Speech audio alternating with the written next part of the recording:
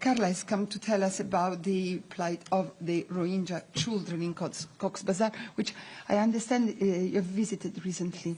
Please, you have the floor. Thank you.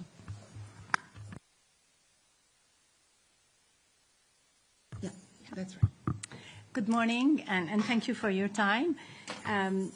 Right now, in the Rohingya refugee camp in Cox's Bazar, it's the largest camp there. A funding crisis is unfolding and is threatening to erase years of progress for the Rohingya children. I was there last week, and it was disheartening to watch classrooms close, services shrink, and the futures of hundreds of thousands of children that are hanging by a thread.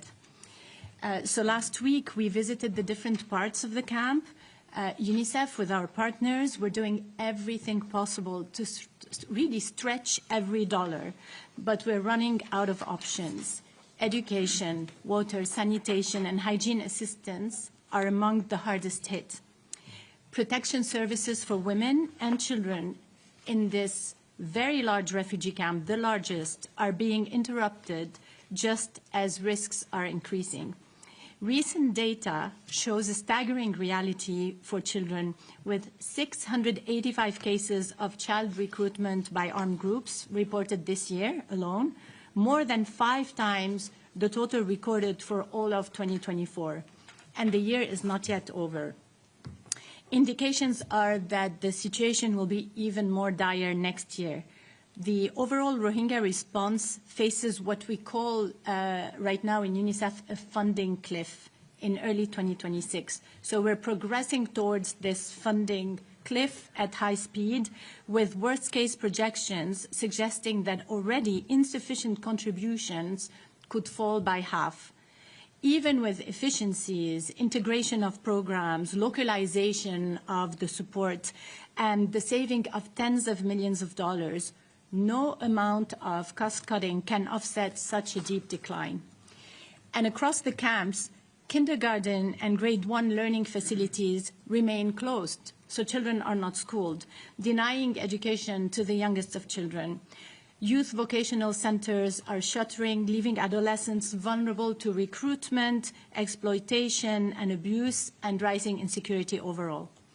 And these are not abstract numbers. They are warnings. A leaner, more efficient response, which we're trying to do, cannot replace the resources needed to sustain life-saving services. I just wanted to share that in the camps, I met 14-year-old Salma, one of 3 girls in a classroom of 18. So majority of boys, only 3 girls remain in this classroom. She told me how proud she was to finally study the Myanmar curriculum, something her parents once thought would never be possible. That progress came only through years of engagement and trust building within the community, but is now at high risk. So we're faced with impossible choices, not only UNICEF, all the partners operating there. We've prioritized reopening classes for adolescents like Selma, both for their education and for their protection. When adolescents have no safe place to go, they face heightened risks, and I heard it from several children, risks of child labor, of course, early marriage for girls, and exploitation. Last week, we were able to reopen classes for younger children, a moment of hope. Yet kindergarten and grade 1, as I said, remain closed, and whether we can sustain existing programs next year is still uncertain. So for children who have already lost their homes, friends, and sense of normalcy, this uncertainty when it comes to schooling is devastating. Very quickly, I wanted to share with you what I talked about with 15-year-old Mohammed. He met me to tell me what had happened when the school had closed. He thought it would never reopen. So he stayed home, took care of his aging parents and of his siblings. And each morning he watches children go to school and says, I feel like my childhood has ended. Across the camps, families feel the same despair. Mothers in different centers, UNICEF-supported nutrition centers, speak of reduced food assistance, so critical issues around food and food security, shortages of soap and clean water. Childhood diseases are on the rise, and malnutrition too. SAM, or severe acute malnutrition among children, is now at its highest level since the height of the crisis in 2017. So this is not only about an education emergency, it's a child protection and survival crisis for children. It is a test really for our collective will. And we're repeating this everywhere across public and private sector. Without predictable, flexible funding, we will see more children out of school and malnourished, more girls forced into early marriage, and more young people losing hope in the future. So we'll stay in the camp, we'll stay and deliver, that's our mantra, but our ability to do cohesive and meaningful work depends entirely on voluntary funding. And I left Bangladesh more convinced than ever that even if the situation there is not on the media headlines, we really owe it to those children to bring their situation to your attention. I thank you. Absolutely, this is absolutely right. So I thank you very much for this briefing, for telling us about your trip. I see Emma Reuters has a question. Emma, good morning. Good morning. I was wondering if you could say more about the recruitment into armed groups, actually. Which groups are they? And did you speak to any children about maybe some comrades that they'd lost, why they're tempted, why it's better than the alternative that they're facing in the camp? Thank you. I won't be able to name the armed groups. There are several armed groups in the region, but I spent time with a family, and they were happy for me to use information from what they've shared, and it was honestly heartbreaking. So there was the mother, the father, and the children. One of their sons was abducted and then returned, and the other two. So they had two sons abducted. And what they talk about is fear walking in the camp at different moments of the day. Because of the funding shortages, we're rationing everything we do in the camps. So it's not a direct correlation, but there is a sense of heightened insecurity. And it could be that the child is walking somewhere, either to school or to fetch for food or get some clean water from the water points, and they get abducted. It could happen during daytime or any time in the evening. And what they were saying is the stress, honestly, you could see the parent talking about the details of the stress of having someone missing. And we know what it does to a family. So not only they're coping with food shortages and other matters, but also having, at different moments, one of their boys abducted. What is interesting is the boy who came back became an activist in the camp, and they're really ramping up the support across the adolescents and youth to sensitize children on improved security awareness, be situation aware when you move around. But this is very disturbing for us. I mean, we're talking several years into this camp of sustained support, and seeing an increase in recruitment is extremely worrying for the future. So we've spoken to several families, and this is the #1 stress that they have right now. And of course, they come to early marriage and wedding their girls, and this is kind of an issue of no option. If the girl is out of school, the immediate consequence is early marriage for economic reasons, and also for protection, even for protection. So we're put in impossible choices, and we're putting these families in front of impossible choices. Thank you very much. Are there other questions in the room? Or, let me see, on the platform. John Zarocostas, France 24, and The Lancet.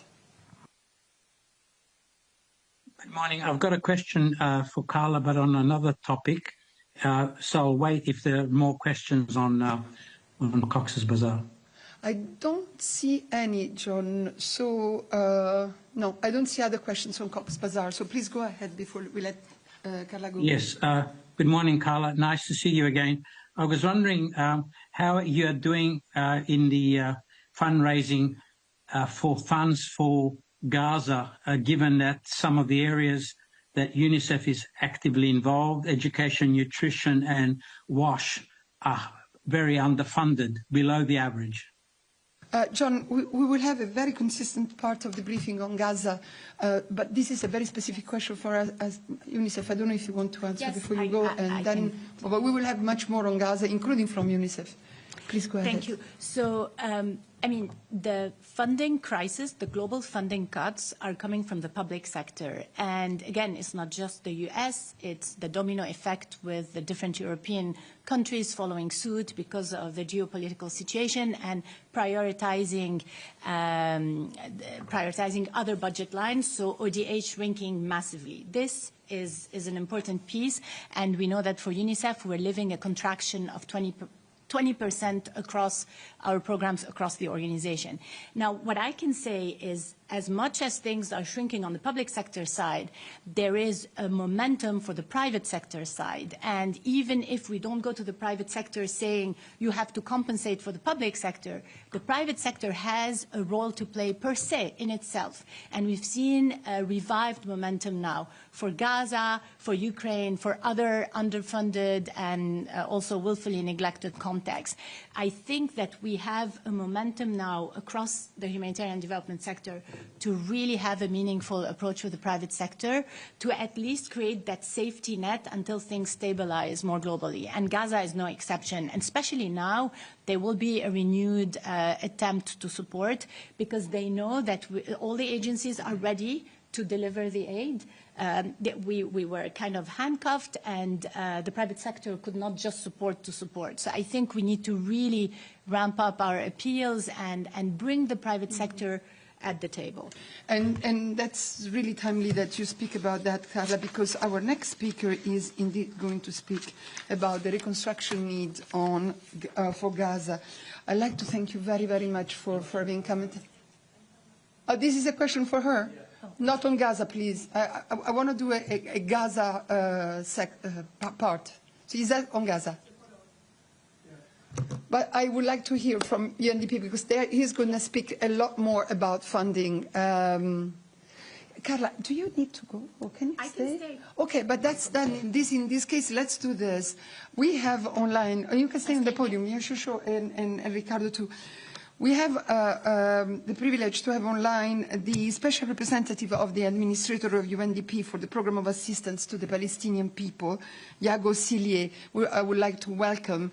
And Yago is going to speak about reconstruction and funding. So, yes, I understand. But Carla is going to stay here. She's nicely waiting.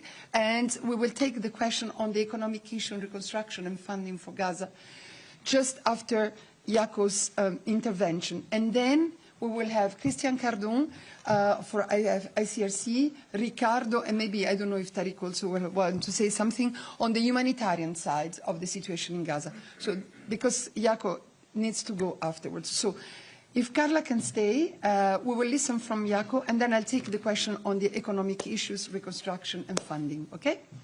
Thank you very much for your patience. So, Jaco, thank you very much for being with us to brief the journalists here in Geneva. As I said, you are the UNDP special representative for the Programme of Assistance to the Palestinian People, and you would like to brief us on the issues related to the reconstruction needs of Gaza and funding. Please, go ahead. Thank you very much also for the introduction, and thank you very much, colleagues. I'm speaking to you from Jerusalem, but just to indicate that over the last 2 months, I have traveled to Gaza on 2 occasions already. I was also scheduled to go into Gaza on Sunday. It's unfortunately being postponed, but I will be traveling there tomorrow also to further support our program on the ground. Let me maybe just first of all say that the destruction that you see in Gaza, obviously, as has been mentioned before, is devastating. It is very terrible to see it in person, to see families digging through rubble for their belongings, to see young children who are looking for water and food but should be in school on the streets is just shocking. To see once you travel and are in Gaza. However, in spite of this, the resilience of the people in Gaza is incredible, and also their determination to rebuild the Gaza Strip is really incredible in terms of their willingness and determination. We also, as UNDP, call on the need also for all parties to respect the just declared ceasefire. It's important also for the long-term stability and the recovery in Gaza. Let me maybe just give you a quick indication of the early recovery challenges faced in Gaza. I will just highlight the challenges around debris removal.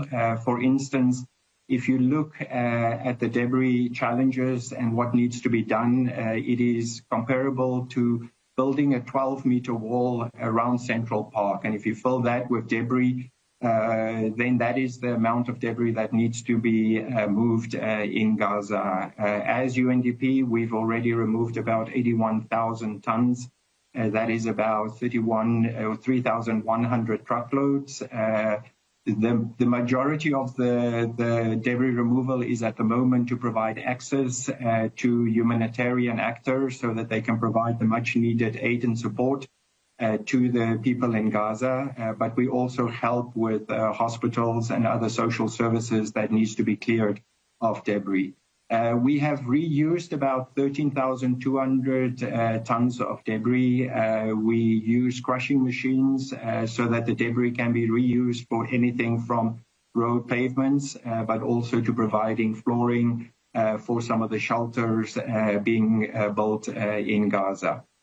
Just to give you an estimate of the challenges that the reconstruction efforts will cost, it will the RDNA, which was jointly done by the UN, the European Union, and the World Bank, estimate that about $70 billion will be required for the reconstruction of Gaza. That means that also in the next 3 years, about $20 billion will be required. We also call on much needed access to provide also opportunities to address the reconstruction and early recovery efforts in Gaza. This includes also much needed heavy equipment that needs to help with the restoration and the repair of damages and the reconstruction efforts as well. UNDP has been on the ground from day one. We've continued to work and stay and deliver in Gaza. We are covering both the humanitarian to the early recovery to also the development areas. It's obviously a long road ahead, but we hope that with the support of UN partners and other international and national actors, that the recovery efforts can start as soon as possible. Let me leave it there and back and over to you. Thank you very much. If I can ask the journalists, please, let's concentrate the questions on this, and then we will have, as I said, humanitarian colleagues speaking about the humanitarian situation. Lots of hands up, and I'll start with Jamie. Associated Press, Jakob. Thank you, Mr. Childers. Thank you for coming back to see us. You just mentioned the RDNA. Could you clarify exactly when that time frame is? I'm looking on the internet as we speak, and I don't see that figure of 70 billion. How recent is that? When was that established? And how quickly can you start drumming up funds for that?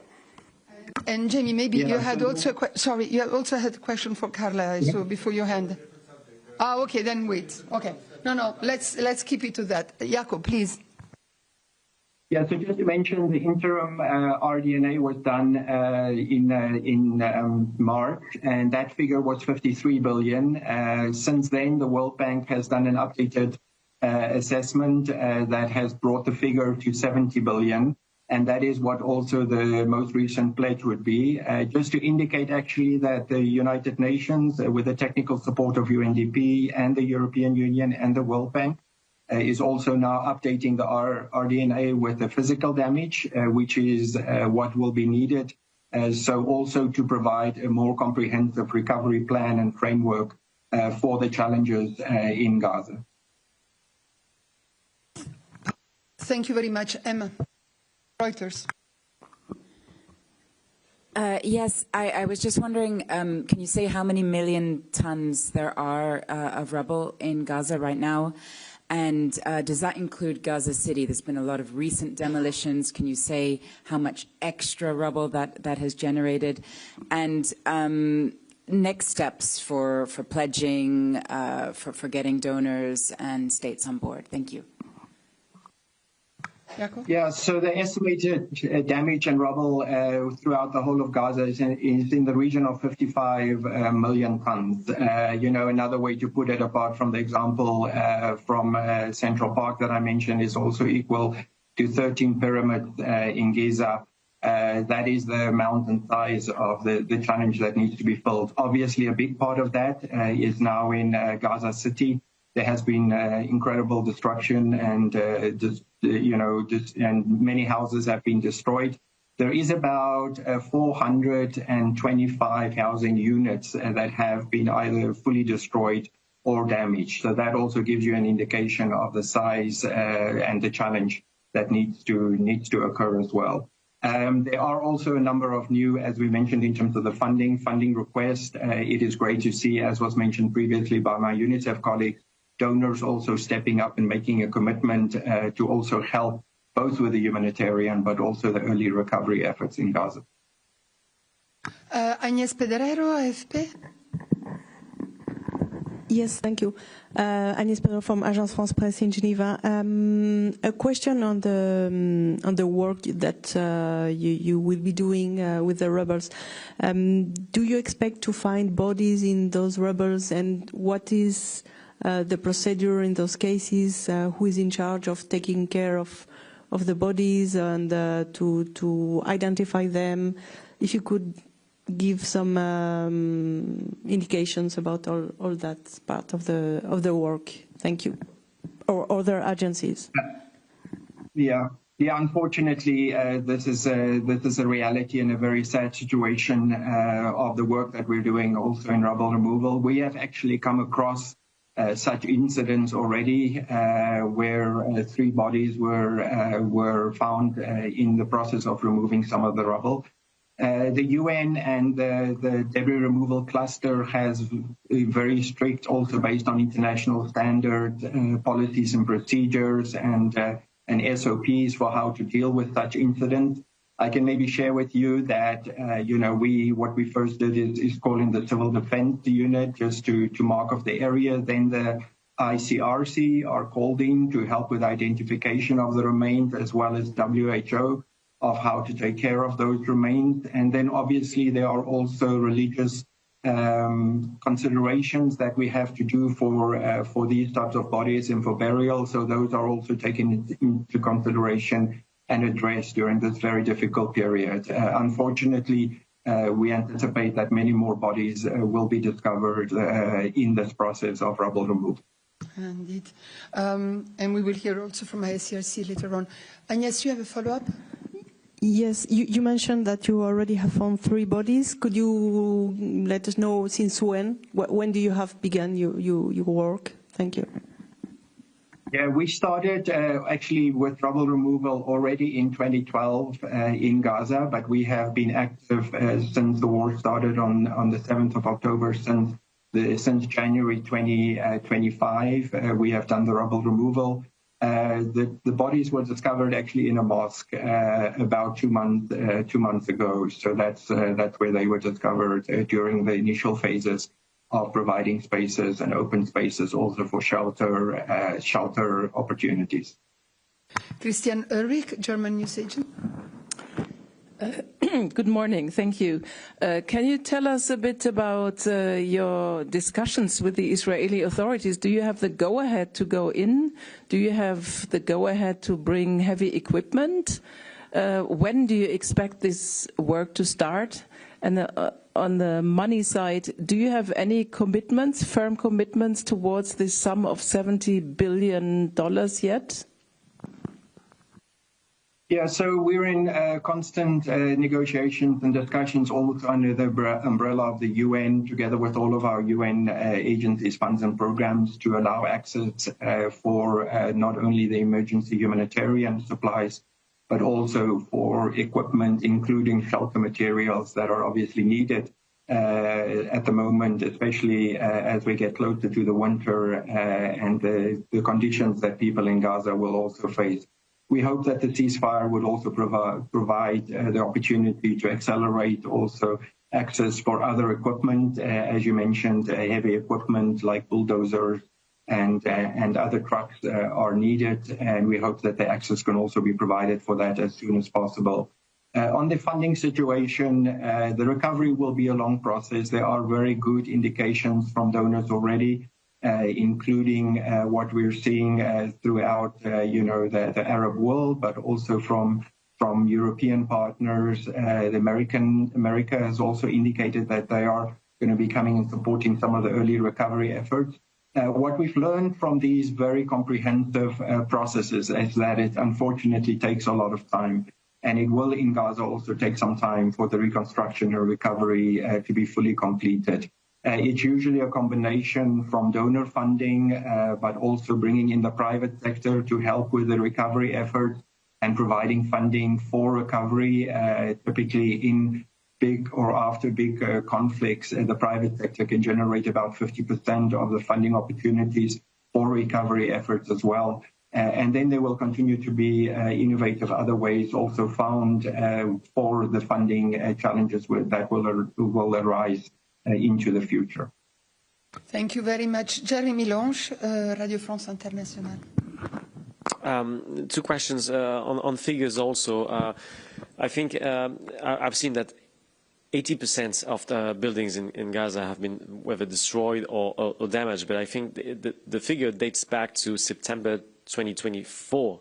So I'd like to know if you have a more recent figures. Is it still 80%? Is it 99% buildings destroyed? Do you have a more recent figures? And also something I think you mentioned, the challenge of remnants of war within the rubbles. How easy, that's not the exact word, but how confident are you to get the adequate equipment to get rid of those remnants of war? And would that be an issue maybe for the Israeli authorities if they consider the material to be dual use, for instance? Yeah, first of all, on the destructions, those figures have actually gone up. It is now in the region of 84%. In certain parts of Gaza, like in Gaza City, it's even up to 92% of the destruction.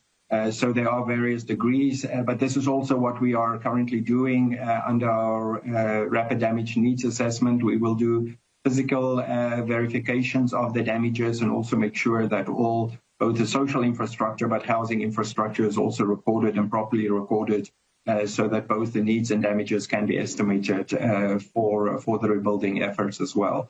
As you correctly mentioned, one of the biggest challenges is also unexploded ordnances and how to deal with them. We have an UNRWA team that are on the ground working together with UNOPS on identifying remnants of war and how to also then properly mark them and make sure that they are dealt with. In the debris removal, we have three phases, which varies from very slight opportunities where there might be remnants of war or unexploded ordnances to those that are high risk. And at the moment, we are mostly dealing with situations that are focusing on the least dangerous. So we're cleaning roads and immediate areas such as I mentioned, hospitals as well.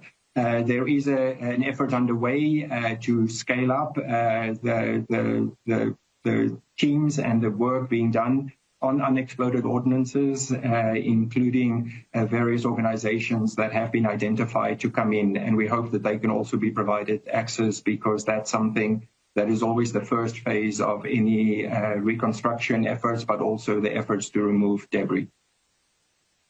Thank you very much. Jaco, I know that then you will have to leave. We have still quite a few questions, if you don't mind. It's okay? Okay. That's fine. I'll keep with the room. I'll keep up with the room. So Emma and then our new colleague introduce, please. Thank you. It's just a quick clarification to make sure I didn't mishear. Did you say 35 million tons of rubble? I'm just a bit confused because a year ago it was higher than that. Could you just clarify and explain? Thank you. It's actually 55 million, 55. That is the amount of debris that is expected at the moment. But that number, again, as we mentioned, is also increasing, and has increased. Merci. Yeah. Allez-y. Yeah, Alexandre Bois, AFP in Geneva. Given the assessments you've been able to make so far, are you in position to give an estimate on how long it's going to take to rebuild Gaza? It's a very difficult, estimate to make. And I think one will have to start with prioritizing what would be the immediate needs. So part of the assessment that we're doing together, as I mentioned, with the World Bank and the European Union, is also not to identify only what has been destroyed, but also to make sure we prioritize what are the areas that first need to be restored and focused on. Not all the areas might be restored. For instance, you might decide not to restore all the hospitals, but focus on the most important, or for schools, or for large apartment buildings. So prioritizing what comes first and when is a realistic timeline for that will be kind of part of the damage assessment that we are doing as well. But the estimate for rebuilding is quite considerable. It will also depend on the funding and support and opportunities to access and bring in reconstruction material, which will affect the timeline as well. Thank you very much. Let me now go to the platform. I see Isabel Sacco, Spanish News Agency. Yes, good morning. I would like to know how the funds, once they are in place, how these funds will be allocated to, I suppose, to private companies for the reconstruction of Gaza. So what is the plan, the business plan in that sense, to be sure that the finance, the money will be well used? Thank you. Yeah, so working on bringing private sector back to life is going to be one of the most important areas. It's estimated that 88% of the private sector infrastructure has either been totally destroyed or partially destroyed. 66% has been totally destroyed, and 22% have been partially destroyed. What we do in terms of, revitalizing the private sector are various things together with other agencies and funds and programs as well. For instance, WFP is working on restoring the bakeries, which is much needed for providing bread for the immediate humanitarian needs as well. We are also providing grant funding and microcredit loans to private sector companies, and also then working on young entrepreneurs to start new businesses. There are many young people without jobs. The majority of people are obviously without jobs in Gaza. So starting the private sector, but also creating opportunities for them. This also includes buying certain assets or equipment that the private sector would need to start off their businesses, and then also providing some initial capital funding. In the long run, one will have to look at loans and other opportunities to make them accessible for small and medium enterprises, to also continue to work and focus on the private sector and entrepreneurship, which is desperately needed to create jobs and income streams for people in Gaza. Isabel, you have a follow-up? Yes, thank you. Yes, sorry, I didn't explain myself well. What I wanted to know is how the funds, who will be the institutions that we will deal with, choosing the international companies that will go into Gaza for the reconstruction. How will be in that area the accountability process? Thank you. Okay, so, as was mentioned, a number of companies will probably look at private sector investment and would look at starting also the construction efforts in Gaza. We have a very strict due diligence process where companies are checked and they verified that they are within the private sector approved measures. And we have various also lines that we use to make sure that companies are vetted and that those that we work with are fully vetted in terms of compliance. This is both in terms of EU standards and vetting procedures, but also American and specifically for us in the UN procedures for vetting both private sector companies, but also those that are working as contractors for the United Nations. Thank you very much. Gabriela Sotomayor, Proceso. Yes, thank you, Alessandra, for taking my questions. My question is, how much money has Israel pledged and how much has the United States pledged for the reconstruction of Gaza? Second question, just to clarify, are the borders fully open? Can journalists enter Gaza? Do you know if we can enter? Thank you. Yeah, on the amounts, I won't be able to say exactly how much will be coming in. I know that we have had discussions yesterday with the American State Department officials who are looking at various interventions for helping to support the reconstruction efforts in Gaza as well.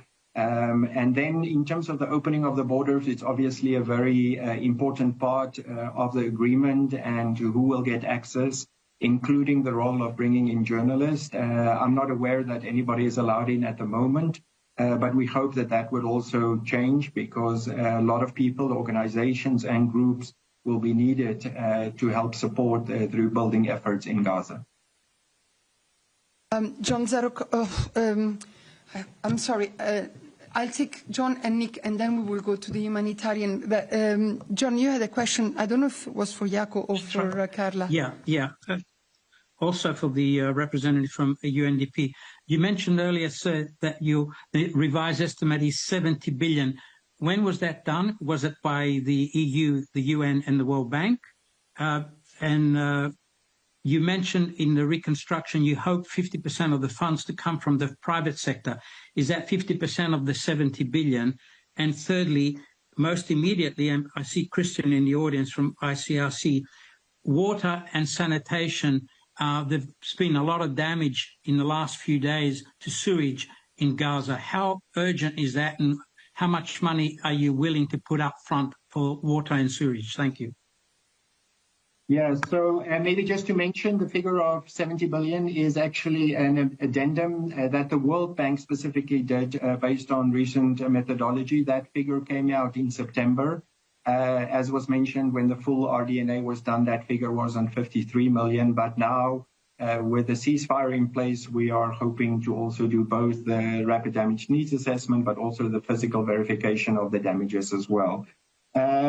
Yes, in terms of the 50%, I think that is the long-term ambition that also some of the recovery costs, including for the 70 billion, will come from private sector, that they will also contribute in the long run to the rebuilding efforts. That is the only long-term stability and hope for recovery efforts. But I think the immediate needs will have to be covered by donors and by other resources and funds available for the reconstruction effort as well.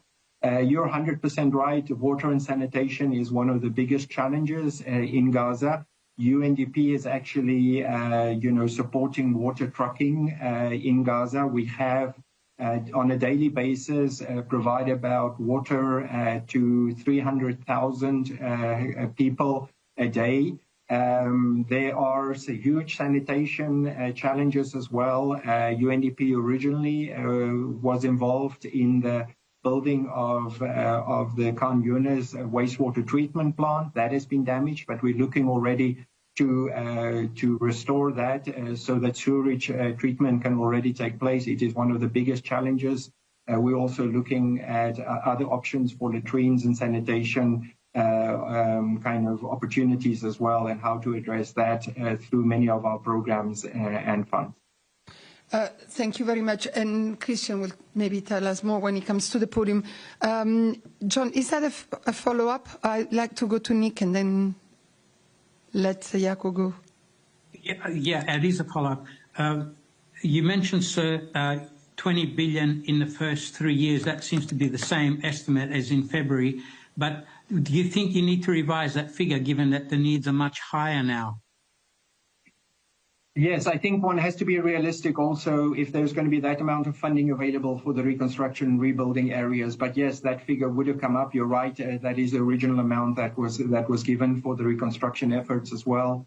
But I'm sure that will also have to be revised. Again, it will determine for the first 3 years a lot on funding from various sources, including donors, multilaterals, the IFIs, and other funding sources that will contribute to that. Thank you very much. Last question, incoming Bruce, the New York Times. Yeah, thank you for taking my question. There's been a lot of discussion about the need to destroy the tunnel networks in Gaza Strip. Is the UN involved in that? And what are the implications of that for the kind of work you want to do on infrastructure recovery and restoration? Thank you. Yeah, we're not involved in any of those type of operations or projects at the moment. I think that will have to be asked in the longer run. One has to see how to address that and what will be the implications. But at the moment, that is not a focus of the immediate early recovery needs that we're focusing on in Gaza. Jaco, thank you so very much. Okay, quickly, please. Well, it's just a clarification. Sir, thank you again. You mentioned $20 billion over 3 years, but $70 billion all told. Can you just, what is the $70 billion period you're talking about if that's not the $20 billion? And if you could also just say, you also mentioned that there are very good indications from donors already. Can you be specific about that? What specifically are you hearing from the Arab world, from the European partners and Americans at the moment? Yeah, I think, again, the timeline is dependent on how quickly both funding and other opportunities are available and access also to bring in the recovery efforts as well. So the timeline is still undetermined in terms of how quickly that will be. I think one are looking probably in the region of a decade or decades and even longer for the overall recovery of Gaza to be fully addressed as well. But that is determining on a number of factors as well. In terms of the funding sources, a number of countries have already indicated that they are willing to complement their existing funding for the rebuilding efforts in Gaza, but also address the larger challenges in the West Bank and in East Jerusalem as well. We've heard very positive news from a number of our partners, including European partners, the European Union, Canada, for instance, as well. The Germans have indicated some funding. And as I mentioned yesterday, there were also discussions with the United States in terms of their interest to support the early recovery and humanitarian efforts as well. Thank you very much. Jaco, I don't know how to thank you really. I know that you're really busy, but we really appreciated that you came to the briefing. And please keep us informed, keep us updated on the reconstruction efforts now in Gaza. And good luck with your very important work. Thank you very much for being with us. And before I let Carla go, Jamie, you had a question for her. I thought there were more, but just ask us so we then can go to the... Thank you. Yes, I just wanted to ask you, you mentioned the renewal, I think, of private sector. Could, without giving advertisements to your private sector about your private sector donors, can you tell us specifically who you're targeting in the private sector? I mean, are these, or could you tell us what sectors they're in? I mean, can you just try to help us hone in a little bit on where the money could be coming from? I mean, this is not coming from UNICEF boxes that are given around at Halloween time in the United States where kids put coins in the box. I mean, it's coming from other places, right? Yes, thank you for the interest in that. So when we talk about private sector writ large, we call it private sector as a category, but if you dig into it, you have individual giving, Mr. and Mrs. anyone around the world. They give through digital, online. They can do, we call them pledge donors. They give monthly on an average for 8 to 10 years, and this is what we call liquid gold. It's completely unearmarked. And we have 11 million supporters who give like that online. It used to be face-to-face prior to the pandemic. We still have that. And some do give through different local, greeting cards a long time ago, trick or treat in the US. You have different things that happen in a contact. That's one thing, individual givers. Then you have what we call highest value channels. These are the billionaires and the millionaires. So we have a very robust strategy for billionaire giving, and we have a platform called the International Council Platform that weighs approximately 500 million. And these are billionaires who want to give to UNICEF either to specific areas of the work or completely unearmarked. And we push for the most flexible funds possible to maintain the ability to support contacts that are underfunded or forgotten. Then you have the corporates, and it was mentioned earlier, due diligence is extremely important. How we vet the corporate sector, the companies who we partner with. There are due diligence, common criteria for all the UN agencies, and then each agency has its own criteria depending on the risk appetite of an agency and the reality and the DNA of the mandate of the agency. And then you have foundations, like, just to give an example of big institutional foundations, Rockefeller, Bill and Melinda Gates, Asian foundations, Gulf foundations. And then you have multi-faith-based and membership organizations across the different religions. So it's really writ large at the mass level, at the general public level, and at the highest value possible channels, corporate foundations and billionaires. This is the categorization. Thank you very, very much. Carla, thanks so much. And thanks for staying on the podium throughout. Let's keep our... Yeah. Yes, I had also my initial follow-up. Right, yes, right. Sorry, Carla. Yes, it was about what you mentioned earlier about this momentum you were talking about. Is it something that you have seen, that there is a momentum that companies or private sector is approaching UNICEF now on Gaza, or is it more a wish from your side? And how much the appeal for Gaza is funded? Thank you. It's both. It's a wish and there is momentum. I think we've never been in a situation where the private sector has been so interested in contributing to some of the global challenges. Now, it's complicated, it's complex work. We need to really find the sweet spot on how we engage, but it's across the board. And some partners will only be interested in those contexts that are not in the media headlines. So, you know, it's a conversation. Maybe just one example on that will make it real for you. Many corporates will want to earmark and channel their funding to a specific area that fits their interests, their policies, where they operate. And we have these negotiations and conversations with them, and more we tell them, can you include in your giving a window that is unearmarked? And we use the argument of equity. You have a role as private sector to also be equitable, not to be for some children somewhere, but to be for all children everywhere, or for all civilians everywhere. And so we have these conversations, and very often we end up succeeding in creating more of a portfolio approach in their giving.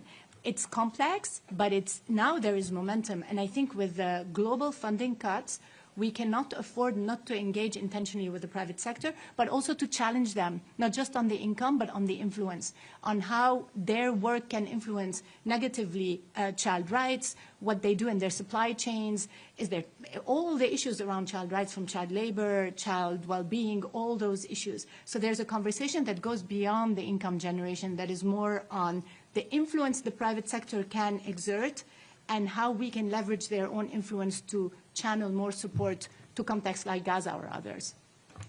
Carla, so thank you very, very much for all this briefing. And Ricardo, you come back afterwards. Huh? So now let's go ahead with the humanitarian aspects of the situation in Gaza. First of all, I think I don't need to remind you, but we have sent you 3 statements and read out yesterday from the Secretary General on the hostages, on the ceasefire, and on his conversation with the Israeli Authority. I won't reread them here, but I'd like to point out to them because, of course, the developments that we had in the last hours are extremely important. And one of the actors of this development was, of course, ICRC, and I'm happy to give the floor to Christian Cardon now to tell us a little bit more about what happened and what are the needs now. Thank you, Christian. Thank you very much, Alessandra. Good morning, all. So I will focus on 3 main issues, maybe a very brief recap of yesterday's release operation, which, by the way, is not over. My second point will be on what's happening today, specifically when it comes to human remains. And then third, maybe briefly on humanitarian aid to come in and back maybe to some questions on what we also see as priority sectors for the massive reconstruction ahead. Okay, so back on yesterday, but briefly, I mean, the first important information, many more families have been reunited yesterday. That was the top ICRC mission and goal, obviously, of the operation of yesterday, and we obviously welcome that development. As you know, ICRC was not involved in the negotiation that happened prior that operation. What happened is that the ICRC is called and requested by the parties, Hamas and the Israeli authorities, to play that role of neutral intermediary. As you know, also, this is a role that we have played since October 2023, but also in several occasions in that specific context, but also in many other war zones before. Yesterday, 20 hostages were handed over to the ICRC and then handed over to the Israeli authorities. And then on the other side, we had 1,809 Palestinian detainees who were handed over to the ICRC, as you've seen, from an Israeli prison, and then back for some of them to Gaza and others to the West Bank, and a little number also to East Jerusalem. Later in the day yesterday, also 4 deceased hostages were handed over to the ICRC in Gaza and then were handed over by the ICRC to the Israeli authorities. That brings us to a number since October 2023 of 172 hostages that have been released and where ICRC was involved in the release operation, and 3,473 Palestinian detainees who've been released, again, since October 2023.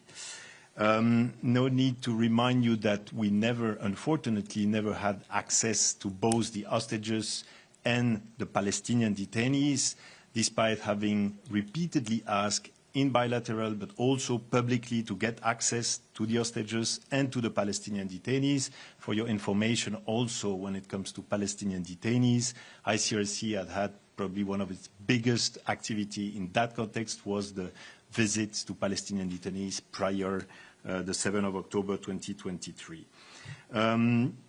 For that very complex operation of yesterday, again, which continued today and probably in the next days and next weeks, we had to deploy additional staff, 23 staff, in addition to 350 staff inside Gaza, including 50 internationals. Part of this expertise that we needed yesterday for the release operation, obviously you have weapon contamination expert, you have detention expert, you have medical expert. You can well imagine that when you welcome hostages and even Palestinian detainees who spend times either in Gaza for the hostages or in places of detention, you need a specific medical attention, and that's the specialized staff that we have deployed for that operation. I also want to share with you that when it comes to the Palestinian detainees, the ICRC, despite not having been able to access them over the last 2 years, was able to do what we call a pre-release interview with each and every one of them who were released yesterday, including in the presence of our medical expert. That was very important to do that prior their release, and that's the way we work there and in any other context. So that's yesterday.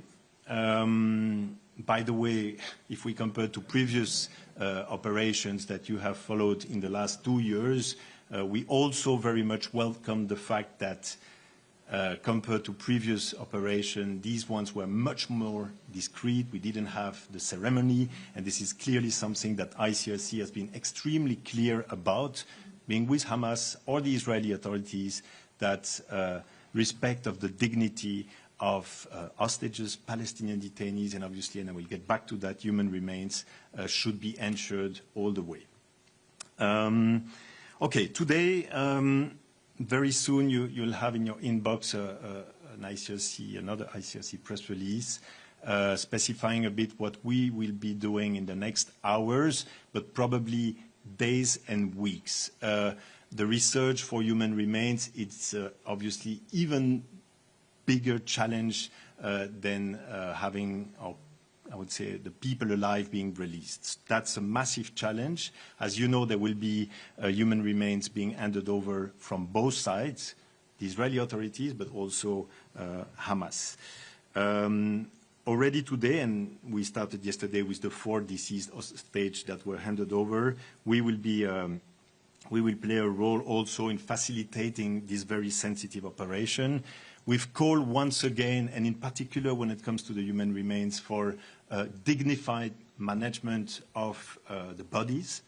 And this means also that we need our forensic experts all along during this very sensitive operation. We will also be providing, whenever needed, very concrete materials, body bags, but also refrigerated vehicles, making sure that, again, the dignity of the human remains can be respected, and also, obviously, the identification of these people to make sure that as soon as possible the families who have been waiting for already too long can have the information about their loved one deceased. This remains also a huge challenge when it comes to weapon contamination in the area.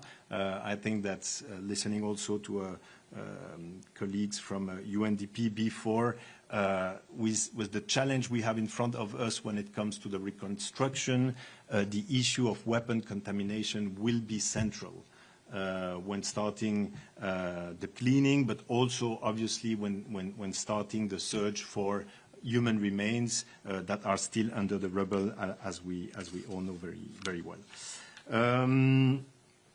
Now, briefly, maybe on humanitarian aid and what we also see as top priority at the moment, I think the first thing to be very clear about is that it's about aid coming to the people and not anymore people going to the aid.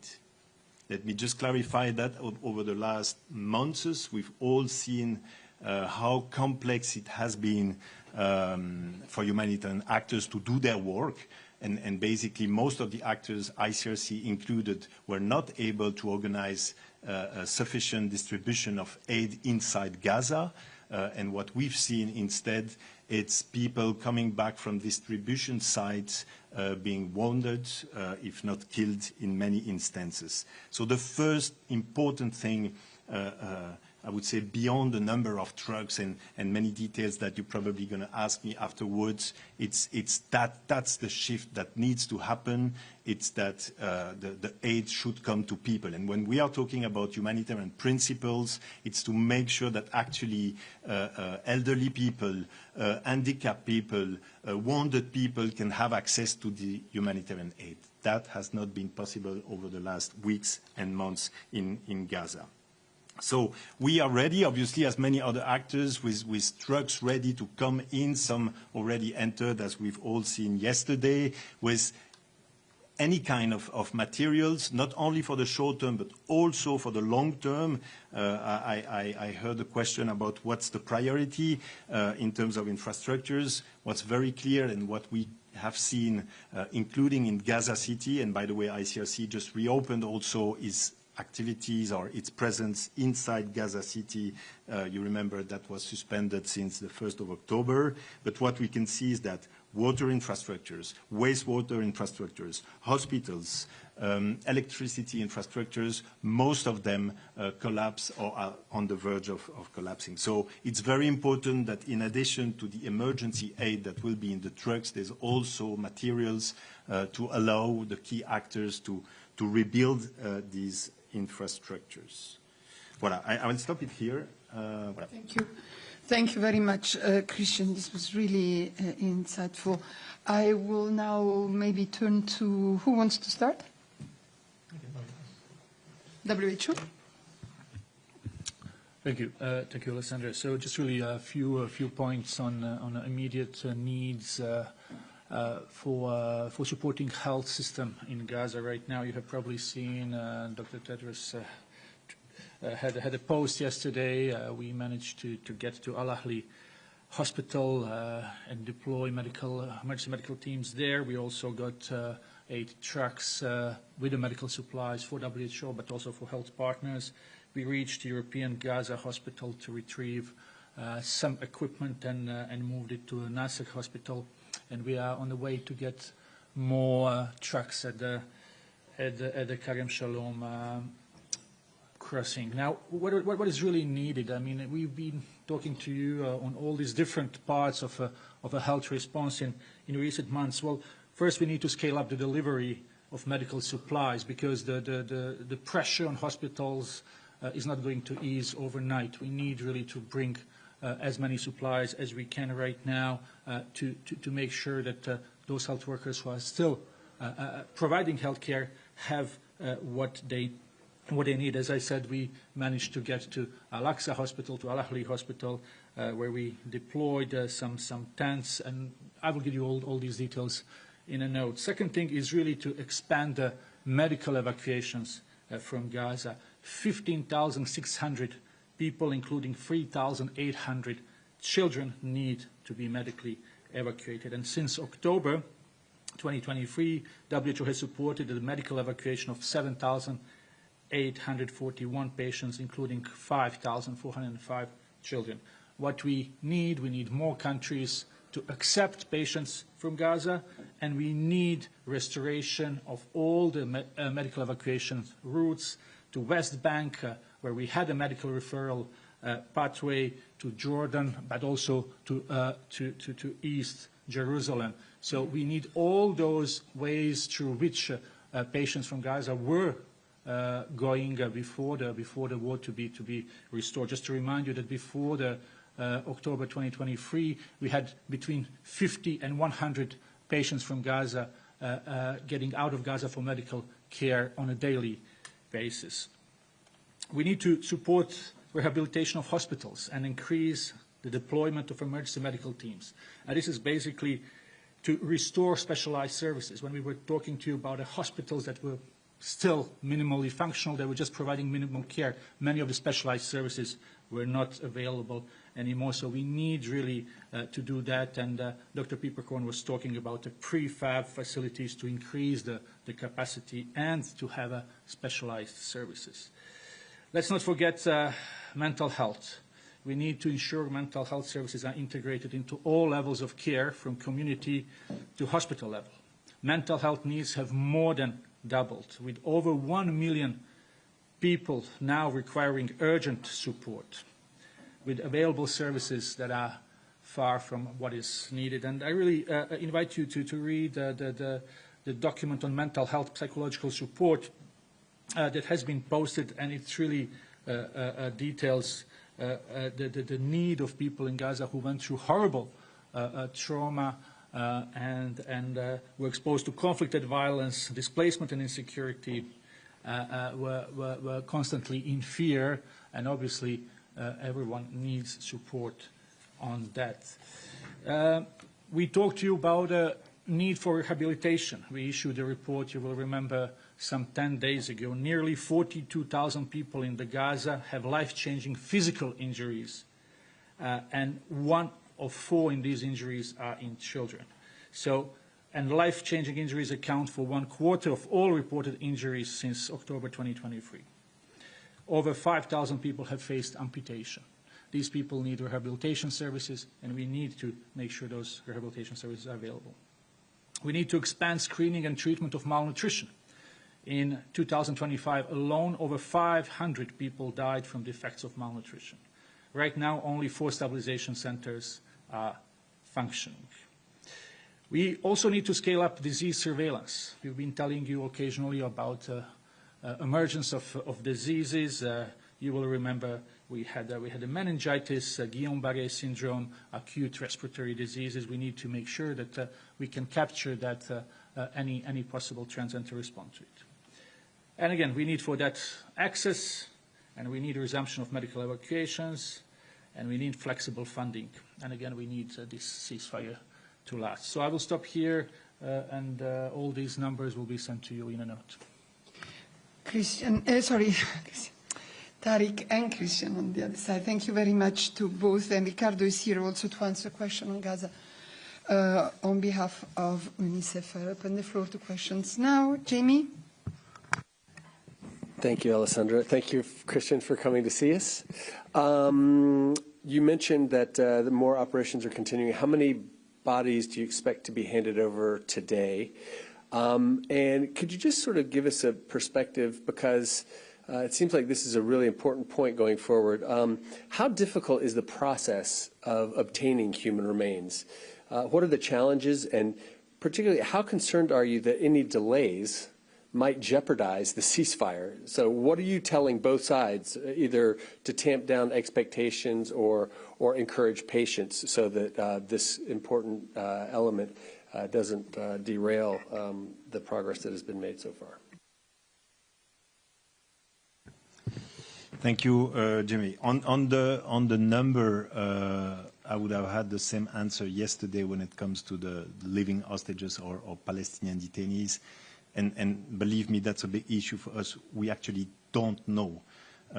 We know that we have to be ready. We know that it's happening today. It's starting today. It's even more complex to have detailed on that when it's human remains. And I'm now moving into your second questions, because actually what we also understand from the parties that that's the complicated part, and that's the part that might take longer.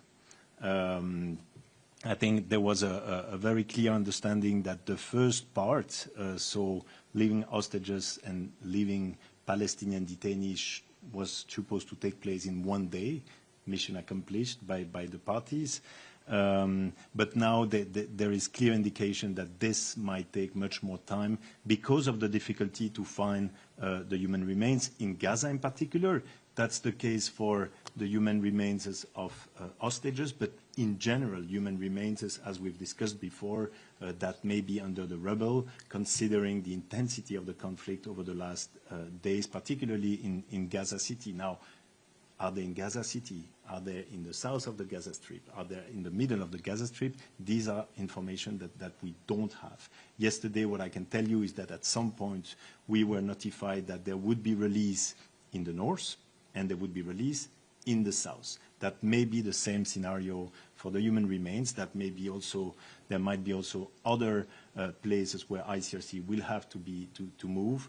But again, that's part of the big challenge our team on the ground are facing, is that this information are coming really in last minutes. Yeah, go ahead. So, I mean, yeah, that you're sort of alluding to. I mean, what are you telling both sides, either the Israeli side or the you know, the Hamas Gaza Palestinian side? I mean, is there the possibility that this could take weeks, and is there a possibility that some remains may never be returned? And that's the case again in many war zones. Yes, I think that there is clearly a risk that will take much more time. What are we telling to the parties is that should be their top priorities. And again, not only when it comes to the human remains of hostages, but other human remains. A tendency that we have seen in other conflict zones is that the authorities, the moment there is a ceasefire, will postpone that, or there will be a rush to rebuild and then neglecting the research for human remains. So that's why in a moment where all want to rush, we, ICRC, remind the parties of the importance to respect that specific step. Obviously, again, for the families to be able to be notified as soon as possible. And that's possible. We've seen in certain places that when the concerned authorities are taking the necessary time to do the identification of the bodies, families get their answer more quickly. And it also has a consequence on any initiatives of reconciliation for the future. So the question of the missing people, and in particular the research of human remains, is absolutely key, and again, that's what we've asked to the authorities. Thank you very much, Emma.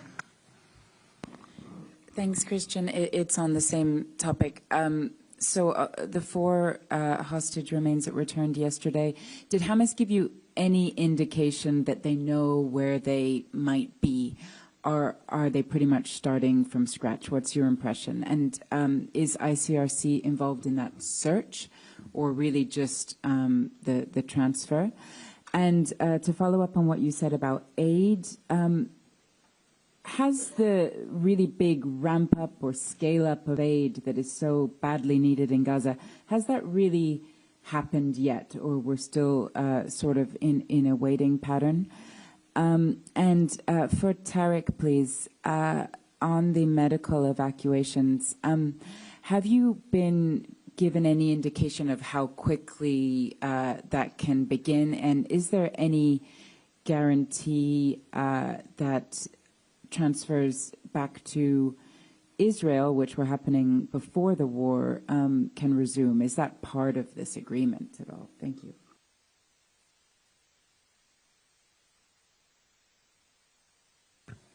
Thank you, Emma. No, we are not involved in the search, in the concrete search on the ground of the human remains. Obviously, we are in very close contact with Hamas as we speak. That's what our team are doing, both, by the way, at the political and security, military level, and that's also the case, by the way, on the other side. You know, when it comes to what we know or what we should know right now, knowing that will happen in the next hours, I think it's probably the most sensitive operation that we are handling. So obviously these are information that we need to keep extremely confidential until the moment the bodies are handed over to the authorities on the other side. And that's the same thing for the other side. That's the main reason, because from experience we know that that can have jeopardized that process. So you will understand that I cannot go into the details of that one. Now, when it comes to the aid, the answer is no, not yet. The shift has not yet happened. We are still witnessing, only few trucks coming in and large crowds approaching these trucks in a way that is absolutely not conform to humanitarian standards. So figures are talking about the need for 600 trucks per day for 6 weeks to alleviate some of the first needs. I think we are not yet there yet. We are clearly not yet there. Sorry. Thanks, Emma. Well, we don't know what will happen. Well, we can really hope, and we will do our best to get people as fast as possible. These are really people who have life-changing either injuries or diseases, because we are not talking only about the people with the trauma injuries. And if we look in the statistics of people who have been evacuated, let's say, since May 2024, 766 had a trauma injury, but 681 were oncology patients.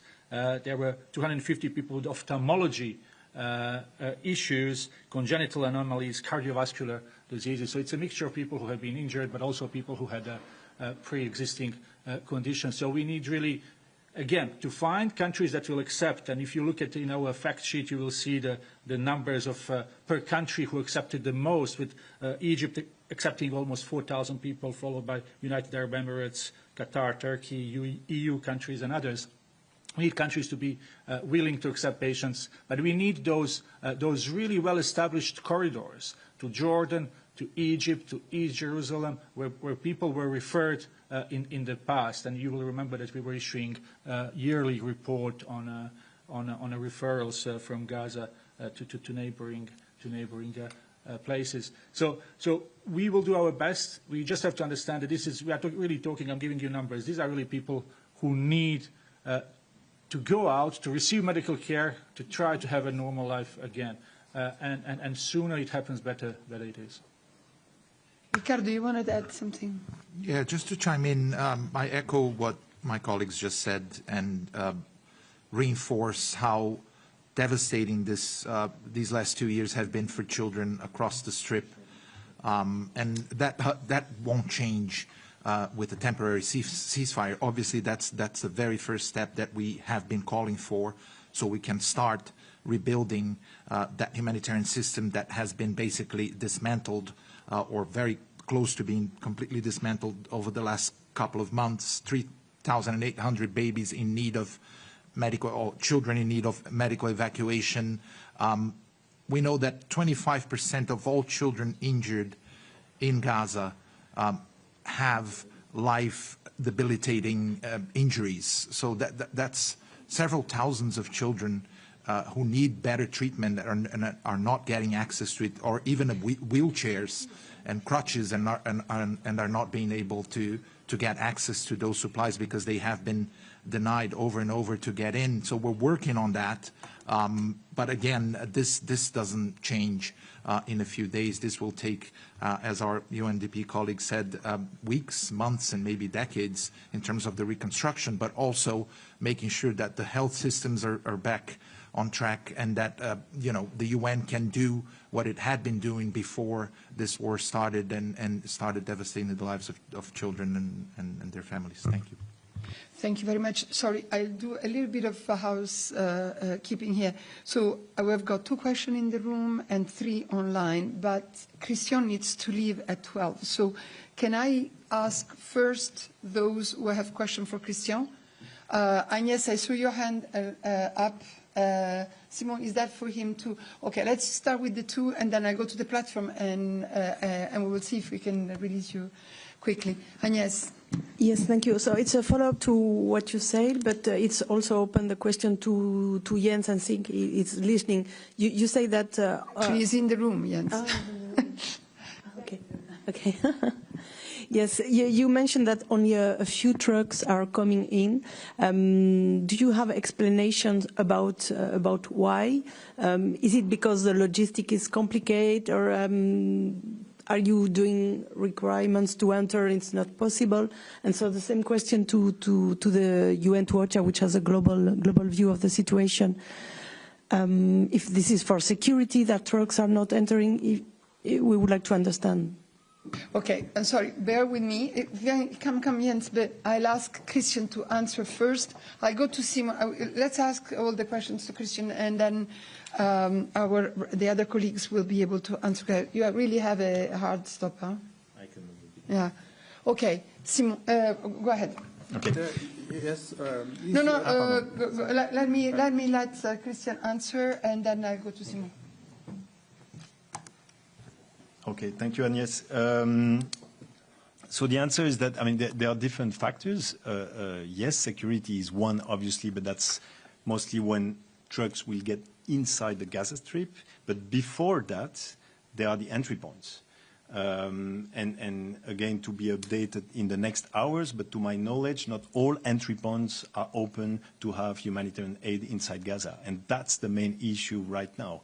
And that's what humanitarians, including the ICRC, have been calling for in the last hours, is making sure that because of the huge needs, all entry points can be open, like it used to be, as you know, in the past, prior October, whether through Kerem Shalom, whether to the north, whether to the south, Rafah, and that's what needs to happen urgently. Simon? Yes, Christian, what is your main interlocutor in Gaza? Still the Hamas, or you are speaking with other armed groups in Hamas to collect remains of a stage or other? And the second question, could you confirm that the Gaza Humanitarian Foundation has stopped its operation in Gaza? You mentioned also that there has to be a shift in the process of bringing aid into Gaza. On the Gaza Humanitarian Foundation, what I can tell you is that until very recently, until few days ago, they were still active on the ground.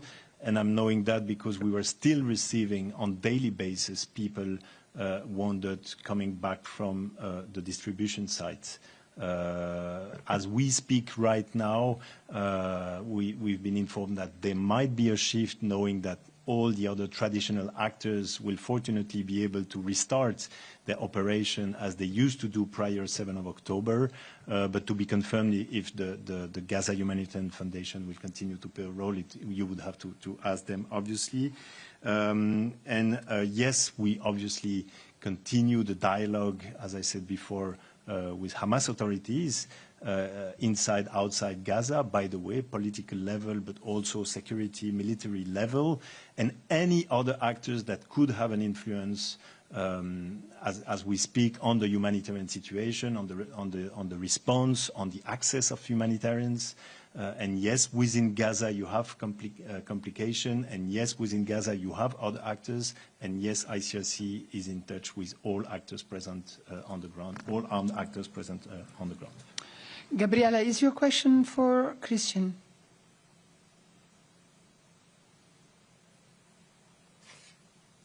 Yes, yes. Go ahead. Thank you. Thank you very much. My question is, according to international humanitarian law, I would like to know if Israel is primarily responsible for the well-being of Palestinians, and especially the children, and reconstruction, but the well-being of them.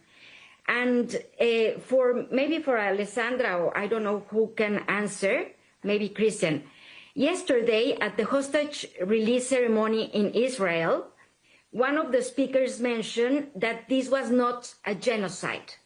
So what do you think about that? Thank you very much. Okay, I will go into I will answer your first question. Yes, obviously, Israel, as the occupying power, has the obligation to ensure that the population occupied has access to vital infrastructures, has access to food, water, and health. And this is why, again, the ICRC and many other actors called several times on this to be granted as soon as possible, and not only to be granted, but to be substantially increased in the near future. Gabriela, I think the answer is not for me to comment what other people say. I think the question of genocide, we have debated enough and expressed ourselves on this, and OCHA did the same. John, do you have a question for Christian, or? Yes, actually, it's also for Jens and Tariq and Ricardo. Okay, so the number of can you hear me? Yeah, no, I understood. Yeah. It's for Tariq and Jens. Can you wait a moment, please? Because he has to go. All four. It's a general question, so all four. Okay. Yeah, since the peace deal came into force, how many requests for aid have been approved by the Israeli authorities? And what are the items that are being rejected primarily? And if Jens could give us an update on the tonnage that has gone in, if not in truck numbers. Thank you. Okay, maybe I'll ask Jens to answer this afterwards. Let me just go to Laurent, who has a question for Christian, and then we will come back to all these questions about the aid. Laurent. Yeah, thanks. Two quick ones. First, Christian, you mentioned that the operations yesterday were much more discreet than previous ones. So would you say that there wasn't any even minor incident to report in all the releases that you facilitated yesterday? And then second one, has some of your staff who was constrained to leave Gaza City come back permanently to the office in the northern part of the territory? Thank you. Thank you. On the first one, yes, indeed, there were no major incidents report. As I mentioned at the very beginning, we can say that 20 hostages as well as 1,809 Palestinian detainees were brought back to their families yesterday evening, all of them. So yeah, there's no I would say incident to be reported, and indeed, and I do confirm that contrary to the previous operation, there were no ceremonies, as you can have also witnessed. I'm not sure I understood the second question, but I guess it's about our presence in Gaza City, which was. Yeah. So the activities have resumed from our Gaza City office, and they were suspended from the 1st of October. So that's obviously an important development, and we are ready to scale up, I would say like any other actors, obviously, as we speak, our response, and also the setup that we have inside Gaza City. Thank you very much, Christian. You see, promise kept 5 to 12. And I'll now turn to, thanks very much for coming and briefing the journalists. I'll turn to Jens and Tariq and Ricardo, whoever wants to answer the other questions who were really on the, can you come here? On the humanitarian situation, the aid coming in, etc. Jens, I'll start with you. And yes, you may want to also ask your question to Jens afterwards. Or now? Okay, no, so the question was already asked, so just need to answer.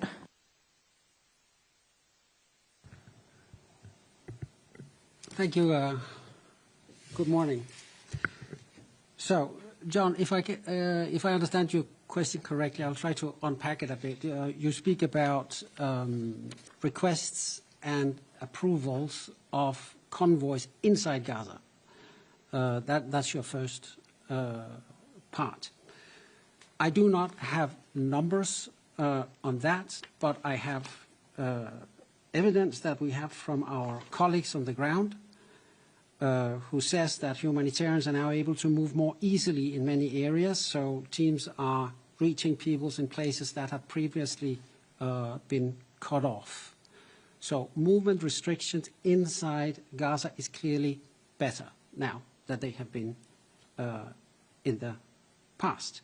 And we use that, of course, to pre-position supplies, to deliver as much as we can. It is a very fluid situation. I know it's self-evident to say, but I want to put a number of that on that. Over the weekend, we saw 310,000 individual movements of people, mostly from the south to the north, right? Actually, exclusively from the south to the north, the 310,000. And we had an additional 23,000 movements in other directions. So that gives you a sense of the scale of the amount of people moving and how many they are moving. The other part of the question, if I understand correctly, is about the entry of aid. Now, wouldn't it be wonderful if we could just do that immediately? Now, we can't do that. It is, of course, part of the 20-point plan, which the UN was not part of drafting, but we are happy that it's in there, and we want to see it happen as soon as possible. But it hasn't happened yet. We are, of course, determined to scale up. We need this scale up. We won't stop until we get it, but it's out of our hands when exactly it is going to happen. So the term my boss Tom Fletcher used yesterday was, we need some determined patience. Determined patience. So determined to do what we set out to do, and as I say, we won't stop until we've done it, but we need that patience, because when, how, where, how much, who's going to count, and so on and so forth, is not in our hands right now, right? It's not in our hands right now. We have 190,000 metric tons in the region ready to go in. An update from the 170,000 we spoke about recently. So it's now 190,000 metric tons that are in the pipeline, just in the region. Jordan, the West Bank, Egypt, even Cyprus. Ricardo.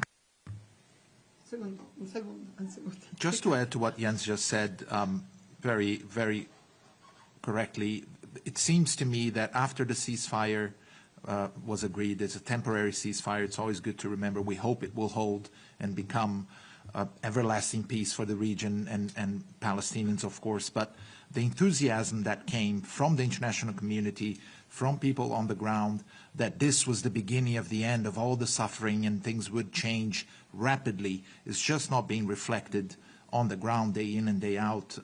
We are not getting enough aid in because of all the reasons Jens explained right now, and we are being able to move more freely, indeed, inside Gaza, but the level of destruction again is so huge that it will take at least 600 trucks a day, which is the aim that we have, and we're far from that at the moment. UNICEF also has over 1,700 trucks ready to get in with all sorts of different life-saving supplies that children desperately need, but the process is still not there to reflect that enthusiasm that came after the guns went silent, because the aid is still not getting in enough scale. Thank you very much. And yes. Yes, a follow-up to Jens, and maybe if you want on UNICEF or WHO, on the entry points. How many are actually open? And do you also require, like the Red Cross, that more entry points are open? Thank you. On Sunday, Kerem Shalom was open, and we actually had a staff there who saw fresh produce going in. She spoke about bananas, potatoes, and other fresh produce, which is something that we've been talking about for a long time. So that was Sunday. Yesterday, we don't have any updates. Yesterday was, as you know, very much focused on the hostage release and keeping pretty much everything else. Hold your horses, everyone. We need this to happen, right? We hope that that will change. You know what we are asking for in terms of crossings that are open. We need all of them open. Those that are not functional for various reasons. Some of them have been partly destroyed. Or it's so destroyed just across the border into Gaza that you need road clearance and so on and so forth. So they may not be immediately operational, but we are calling for them to be repaired so that they can become operational. So that's about as much as I can say. Okay, I'll take the other two, and then we will close because there is still a couple of speakers. Would you believe it? Patiently waiting. Christian. Jens, it's also a clarification. Are you saying that you are saying it's not in our hands? That sounds so passive, but I understand correctly that OCHA is knocking on the doors and asking Israel to give the green light. What is the response? Are you not getting a response, or is the response wait and see, or what exactly is happening? Thank you. Yeah, thanks. Of course, we're advocating with everyone, and we were there in Sharm el-Sheikh yesterday as well, with 22 heads of state of government, whom we are asking to help us push all buttons you can to get this up and running as soon as possible. So, of course, we're doing that. Of course we're doing that. The proof is in the pudding. I mean, it is when these border crossings are open, and we're talking particularly, of course, about Kerem Shalom, which is historically the big entry point for goods, while Rafah was the entry point for pedestrians going back and forth. That has since changed, as we all know. We would like Rafah to be opened up very much as well. That require, of course, the agreement of Egypt. But still, even if the border crossing is open from Egypt, the stuff going in still needs to be checked, cleared, and screened by the Israelis. There's a lot of things that need to work together. But trust me, believe me, we are not passive. I had my boss in Sharm el-Sheikh working at maximum speed yesterday, trying to work these things out. How did you say? Determined patience. Determined patience, yeah. Right? Jamie. Thank you, Jens. I'm looking at your latest daily news update for the last few days. I don't see any numbers of trucks that have in them. Can you be specific about how many, since the ceasefire began, I believe it was on Friday, can you tell us how many trucks, aid trucks have gotten in over the time since then? And specifically yesterday you mentioned hold your horses was the message because of the exchanges yesterday. That's done. Can we let go of the horses now? Because, and are there trucks ready to roll? Are they moving? Are there any foreseen immediately? That's the first question. My second question is just very briefly, you also mentioned about the ease of movement within Gaza and the people, 310,000, which is also mentioned in the statement. Is that because of security primarily, or is it also because there is easier? I mean, what is the reason that all these people are moving to the north? Is it they're returning home? Is it simply that the security situation is much better, so they're able to move? What do you attribute those movements to? Thanks. Let me just take the first part first. I do not have at the moment consolidated numbers on trucks. On the movements, from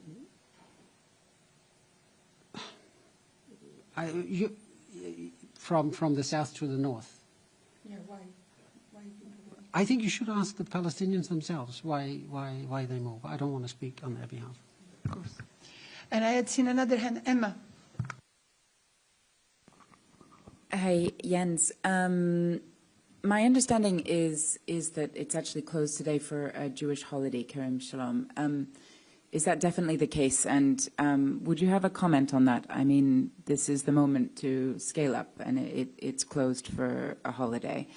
And is there any indication that the way that aid will be vetted will change at all? Or will it be the same careful checks and balances by COGAT that we've seen over the past 2 years? Thank you. Well, on the second part, again, you have to ask for those who require these checks and balances. I don't know if that will change. In terms of holiday, I do not have any comments on that. Of course, we want to see as much aid get in as fast as possible and as often as possible. But we respect profoundly the cultural and religious customs and rules that are in the places where we work, wherever we work. Thank you very much. Jenny, I've got still 3 people on the line. I'm sorry, Quickly, it's like please. a 2-year Quickly. war, and it's kind of an important moment right now. Jens, could you just, the number I heard over the weekend, I'm trying to find it, but I remember hearing something about 300 trucks that may have gotten in, or 400 over the week. 400 maybe was the number. You say you don't have any consolidated numbers. Is that because you're not involved? Why is it that I'm hearing numbers of trucks, but UN doesn't know about them? Is that GHF? Why is there no, I just don't understand why the UN doesn't have these numbers yet. And can you just try to predict out as to when the next time you're going to have trucks rolling into Gaza?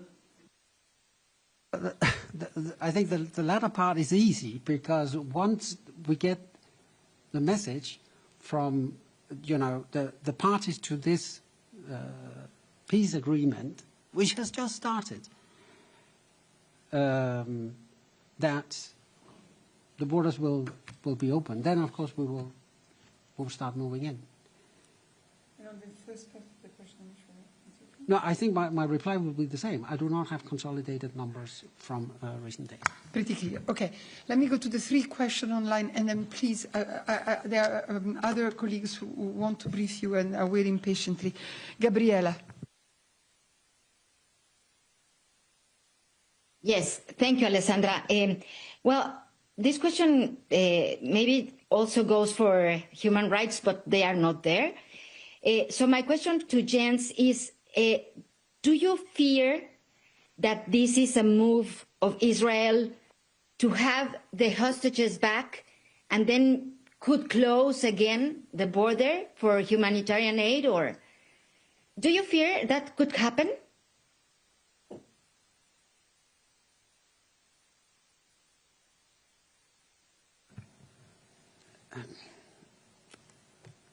We want, I don't even know what to say to that. No, that's speculative. Exactly. I don't think. Yeah.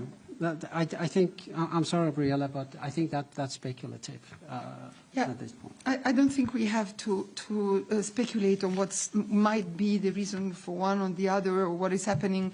I think that we have a situation now. The Secretary General has very well described it in his statement. We need this ceasefire to make this ceasefire work. We need to implement it. We need time and access and everything we have been saying until now, Gabriela.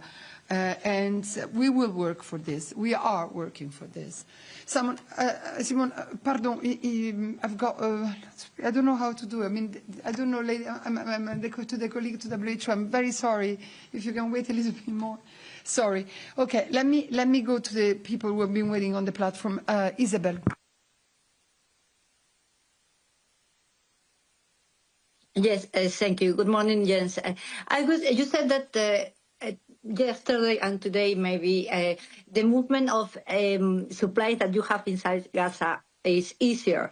So I would like you to give us an order of idea of what is the volume that you have now in Gaza for how many people and what kind of supplies now. Thank you. Yeah, thank you. You'll have to ask the operational agencies about that because they are the ones with the actual material aid. OCHA is a coordinating agency. We do not have material aid to distribute. Sorry, Tariq, what did you say? I think, from WHO perspective, I gave you what are our priorities, and you will have all these numbers. And we can't speculate what will happen, but we need access to be able to try to do this to support the health system. You want to add anything? No, from UNICEF side, we do have a lot of supplies pre-positioned inside Gaza that we have been using for many months, and we hope that we will add even more once the crossings are open. But as far as a consolidated number in terms of supplies, I don't have that right now. Yeah, Imogen.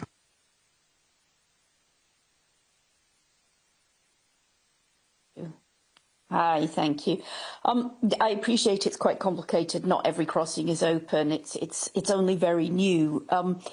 But you've all said you're getting some aid in. Things are looking a bit better than they were, say, a week ago. Are you working directly with UNRWA? I'm just not clear what UNRWA's role is here.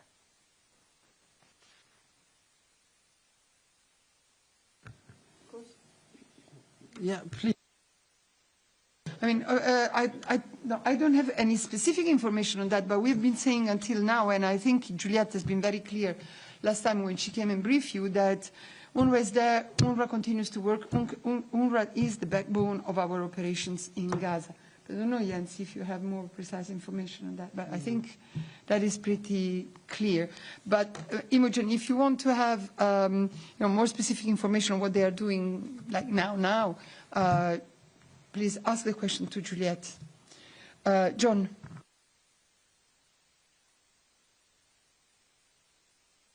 Yes, it's a follow-up to Jamie's question and Imogen's. I was wondering, perhaps, since Jens can't give us consolidated figures, if Tariq or Ricardo can tell us how many supplies went in for their agencies. And secondly, perhaps, Alessandra, we can reach out to Rome and the World Food Programme, since they're the lead for logistics. Maybe they have some numbers on what's going in, especially for food, given there's still a famine in Gaza. Thank you. Just to answer quickly the second part of your question, we are discussing. I believe, I expect WFP to be here on Friday to brief you on Gaza. So on the first part of the question. Yeah, as I said, so on Sunday we had 8 trucks of medical supplies, including insulin, lab supplies, essential medicines, not only for WHO but for health partners as well. This was in the post by Dr. Tedros, and you will have it in my notes. Thank you, and Gabriela, and I think that's the last question. Gabriela. Yes, thank you, Alessandra. Thank you for giving me the floor. Well, just to have a time frame, when I mean, is there positive signs, because you are saying that aid is not coming right now like you want.